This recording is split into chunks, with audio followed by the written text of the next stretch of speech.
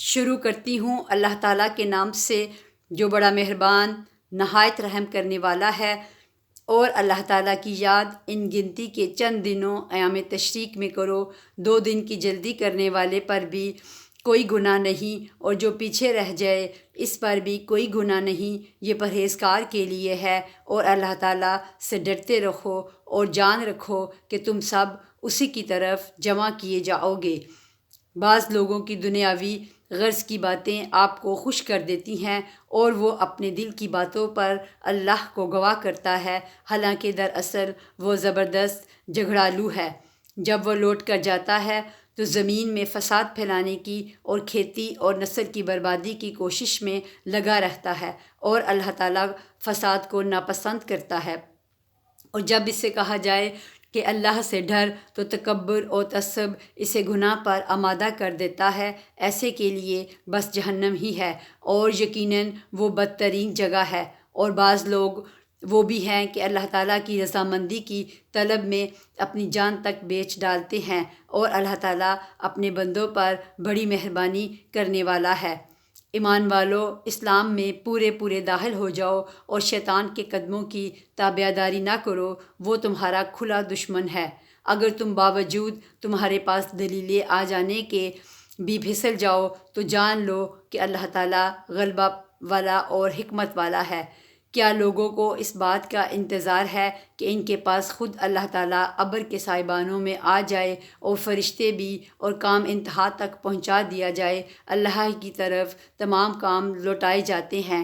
بنی اسرائیل سے پوچھو کہ ہم نے انہیں کس قدر روشن نشانیاں عطا فرمائیں، اور جو شخص اللہ تعالیٰ کی نعمتوں کو اپنے پاس پہنچ جانے کے بعد بدل ڈالے، وہ جان لے کہ اللہ تعالیٰ بھی سخت عذابوں والا ہے۔ کافروں کے لیے دنیا کی زندگی خوب زینت دار کی گئی ہے، وہ ایمان والوں سے ہنسی مذاق کرتے ہیں، حالانکہ پرہیزگار لوگ قیامت کے دن ان سے اعلیٰ ہوں گے۔ اللہ تعالیٰ جسے چاہتا ہے بے حساب روزی دیتا ہے۔ دراصل لوگ ایک ہی گروہ تھے۔ اللہ تعالیٰ نے نبیوں کو خوشخبری دینے اور ڈرانے والا بنا کر بھیجا، اور ان کے ساتھ سچی کتابیں نازل فرمائیں تاکہ لوگوں کے ہر اختلافی امر کا فیصلہ ہو جائے۔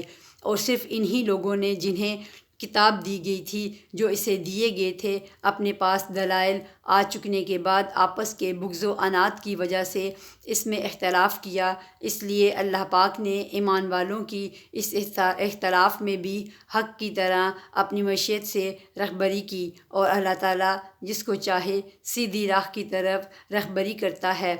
کیا تم یہ گمان کیے بیٹھے ہو کہ جنت میں چلے جاؤ گے، حالانکہ اب تک تم پر وہ حالات نہیں آئے جو تم سے اگلے لوگوں پر آئے تھے؟ انہیں بیماریاں اور مصیبتیں پہنچیں، اور وہ یہاں تک جھنجھوڑے گئے کہ رسول اور اس کے ساتھ کے ایمان والے کہنے لگے کہ اللہ کی مدد کب آئے گی؟ سن رکھو کہ اللہ کی مدد قریب ہے۔ آپ سے پوچھتے ہیں کہ وہ کیا خرچ کریں؟ آپ کہہ دیجئے، جو مال تم خرچ کرو وہ ماں باپ کے لیے ہے، اور رشتہ داروں اور یتیموں اور مسکینوں اور مسافروں کے لیے ہے، اور تم جو کچھ بھلائی کرو گے اللہ تعالیٰ کو اس کا علم ہے۔ تم پر جہاد فرض کیا گیا، وہ تمہیں دشوار معلوم ہوا۔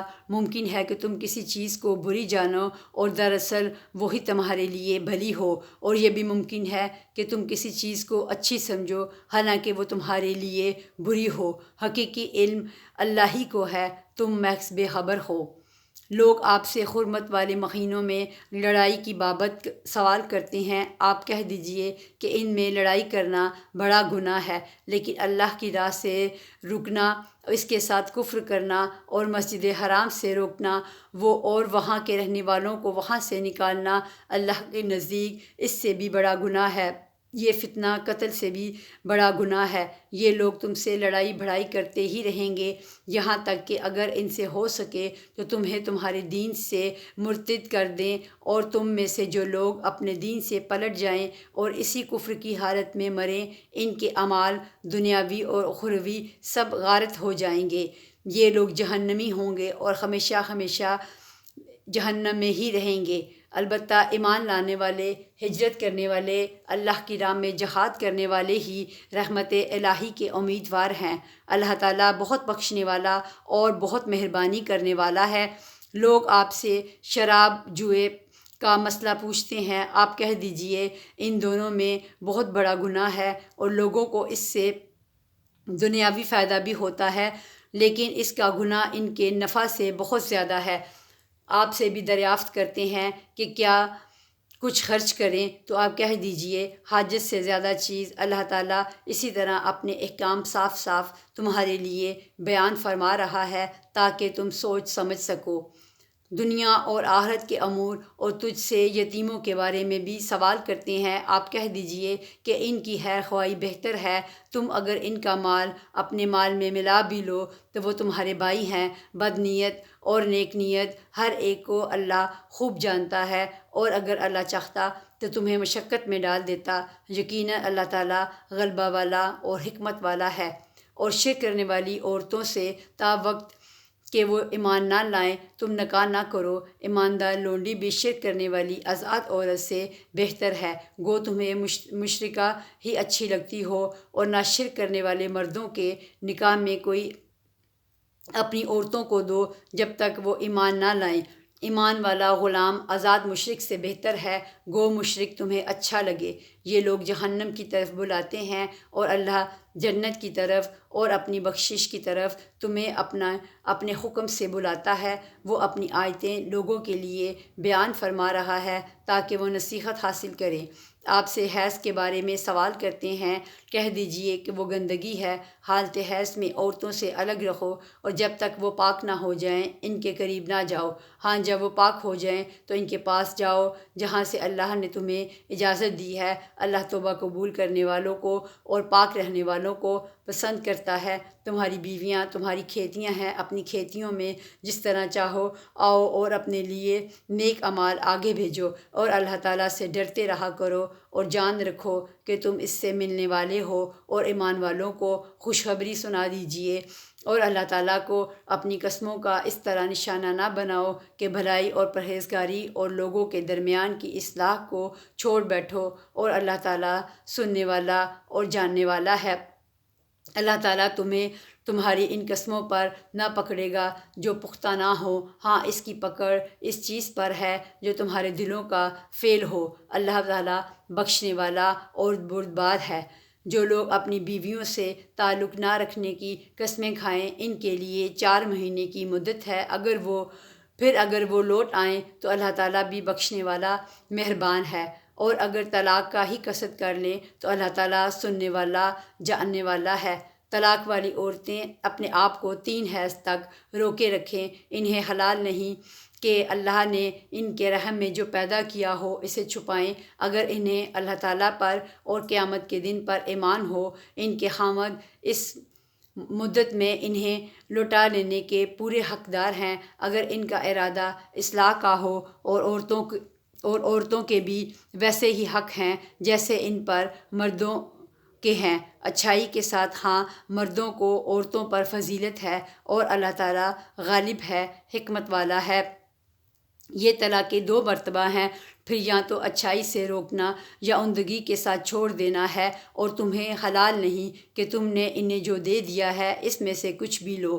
ہاں یہ اور بات ہے کہ دونوں کو اللہ کی حدیں قائم نہ رکھ سکنے کا خوف ہو، اس لیے اگر تمہیں ڈر ہو کہ یہ دونوں اللہ کی حدیں قائم نہ رکھ سکیں گے تو عورت رہائی پانے کے لیے کچھ دے ڈالے، اس میں دونوں پر گناہ نہیں، یہ اللہ کی حدود ہیں، خبردار ان سے آگے نہ بڑھنا، اور جو لوگ اللہ کی حدوں سے تجاوز کر جائیں وہ ظالم ہیں۔ پھر اگر اس کو تیسری بار طلاق دے دیں تو اب اس کے لیے حلال نہیں جب تک کہ وہ عورت اس کے سوا دوسرے سے نکاح نہ کرے۔ پھر اگر وہ بھی طلاق دے دے تو ان دونوں کے میل جول کر لینے میں کوئی گناہ نہیں، بشرطے کہ یہ جان لے کہ اللہ کی حدوں کو قائم رکھ سکیں گے۔ یہ اللہ تعالیٰ کی حدود ہیں جنہیں وہ جاننے والوں کے لیے بیان فرما رہا ہے۔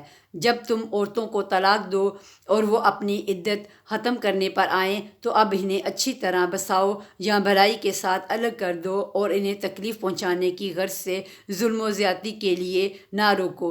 جو شخص ایسا کرے اس نے اپنی جان پر ظلم کیا۔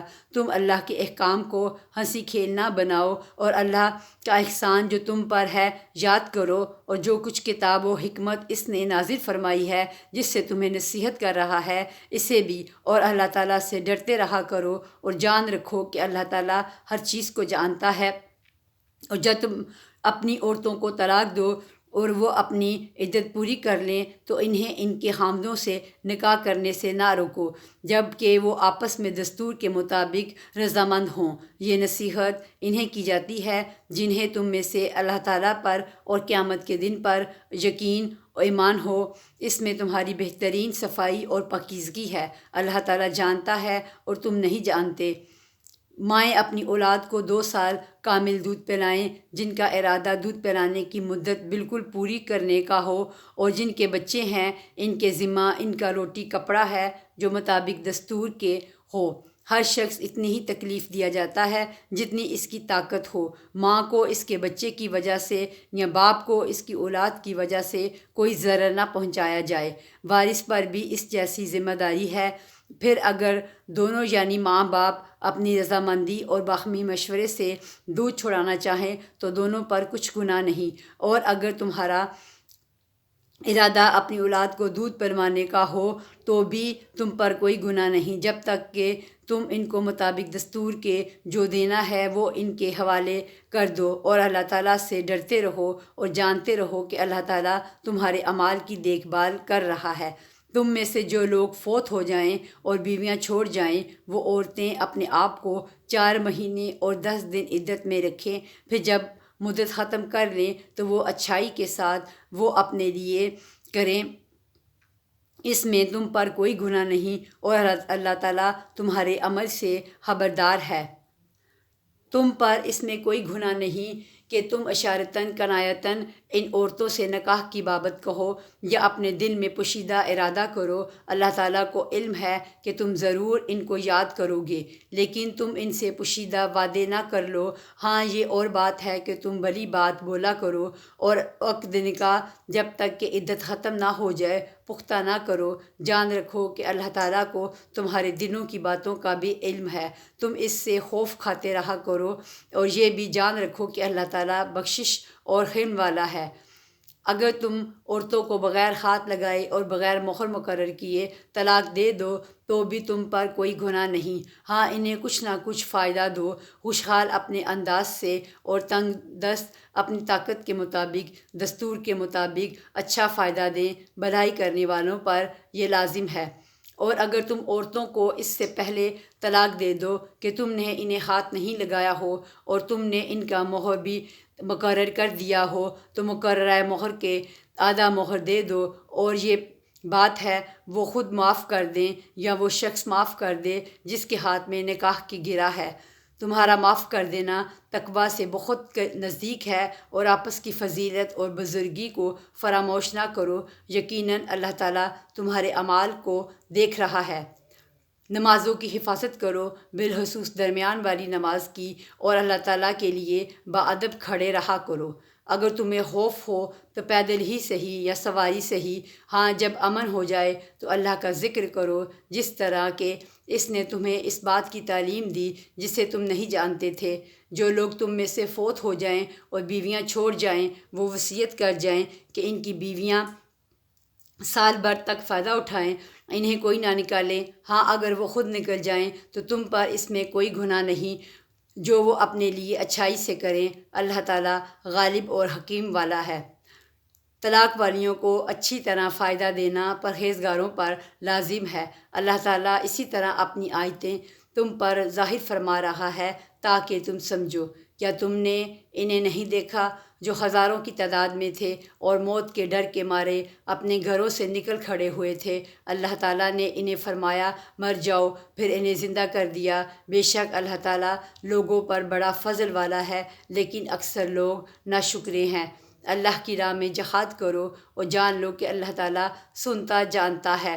ایسا بھی کوئی ہے جو اللہ تعالیٰ کو اچھا قرض دے، بس اللہ تعالیٰ اسے بہت بڑا چڑھا کر عطا فرمائے۔ اللہ ہی تنگی اور کشادگی کرتا ہے اور تم سب اسی کی طرف لوٹائے جاؤ گے۔ کیا آپ نے موسیٰ کے بعد والی بنی اسرائیل کی جماعت کو نہیں دیکھا جب کہ انہوں نے اپنے پیغمبر سے کہا کہ کسی کو ہمارا بادشاہ بنا دیجئے تاکہ ہم اللہ کی راہ میں جہاد کریں؟ پیغمبر نے کہا کہ ممکن ہے جہاد فرض ہو جانے کے بعد تم جہاد نہ کرو۔ انہوں نے کہا بلا، ہم اللہ کی راہ میں جہاد کیوں نہ کریں گے؟ ہم تو اپنے گھروں سے اجاڑے گئے ہیں اور بچوں سے دور کر دیے گئے ہیں۔ پھر جب ان پر جہاد فرض ہوا تو سوائے تھوڑے سے لوگوں کے سب پھر گئے، اور اللہ تعالیٰ ظالموں کو خوب جانتا ہے۔ اور ان کے نبی نے فرمایا کہ اللہ تعالیٰ نے طالوت کو تمہارا بادشاہ بنا دیا ہے، تو کہنے لگے بھلا اس کی ہم پر حکومت کیسے ہو سکتی ہے؟ اس سے تو بہت زیادہ حقدار بادشاہت کے ہم ہیں، اس کو تو مالی کشادگی بھی نہیں دی گئی۔ نبی نے فرمایا سنو، اللہ تعالیٰ نے اسی کو تم پر برگزیدہ کیا ہے اور اسے علمی اور جسمانی برتری بھی عطا فرمائی ہے۔ بات یہ ہے اللہ جسے چاہے اپنا ملک دے۔ اللہ تعالیٰ کشادگی والا اور علم والا ہے۔ ان کے نبی نے انہیں پھر کہا کہ اس کی بادشاہت کی ظاہری نشانی یہ ہے کہ تمہارے پاس وہ صندوق آ جائے گا جس میں تمہارے رب کی طرف سے دل جمی ہے اور آل موسیٰ اور آل ہارون کا بقیہ ترکہ ہے۔ فرشتے اسے اٹھا کر لائیں گے۔ یقیناً یہ تمہارے لیے کھلی دلیل ہے اگر تم ایمان والے ہو۔ جب طالوت لشکروں کو لے کر نکلے تو کہا سنو، اللہ تعالیٰ تمہیں ایک نہر سے آزمانے والا ہے، جس نے اس میں سے پانی پی لیا وہ میرا نہیں، اور جو اسے نہ چکھے وہ میرا ہے۔ ہاں یہ اور بات ہے کہ اپنے ہاتھ سے ایک چلو بھر لے، لیکن سوائے چند کے باقی سب نے وہ پانی پی لیا۔